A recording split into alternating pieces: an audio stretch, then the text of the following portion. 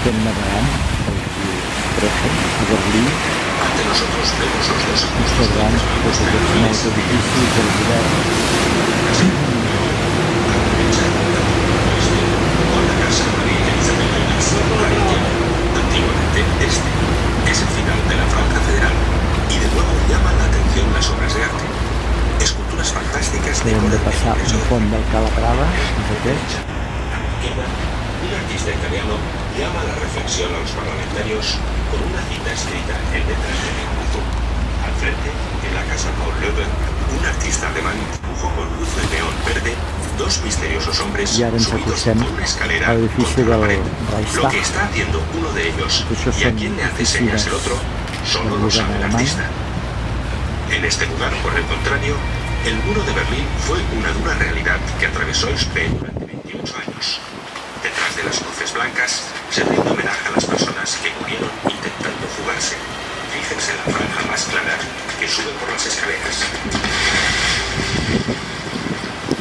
Muestra el antiguo recorrido del muro, entre el Reichstag y el palacio del presidente del Reich, escalera abajo.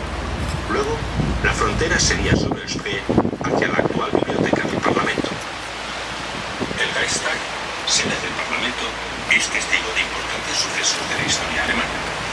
Uno de ellos fue en 1945, cuando un soldado soviético izó la bandera de la Unión Soviética sobre el techo del Reichstag, como símbolo del fin de la Segunda Guerra Mundial, al menos en Europa. En memòria La foto de esa bandera de sobre la el gent que Reichstag van matar i dio la quan vuelta al van mundo ser y se la puede ver en innumerables libros de historia.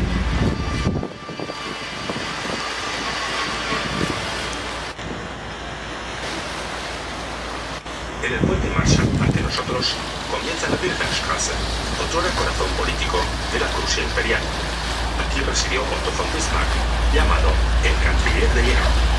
Siguiendo dicha calle hacia la derecha, se llega en pocos minutos a la avenida Bajo los Tilos, uno de los paseos obligados de Berlín. Allí, con un poco de suerte, usted se cruzará con famosas personalidades. Y si no lo quiere dejar librado a la suerte, visite el Museo de Madame Tussauds. Allí encontrará, de seguro, a muchos famosos, aunque de cera y un poco silenciosos.